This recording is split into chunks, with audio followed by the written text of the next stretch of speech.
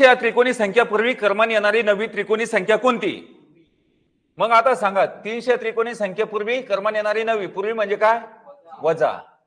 मग सांगा याची काय करायची? दुप्पट. 300 गुणिले 2, 300 दोन्ही किती? 600. मग आता सांगा 600च्या पूर्वीची वर्ग, आता काय म्हणलंय? पूर्वीची वर्ग संख्या काढायची म्हणजे 500 किती?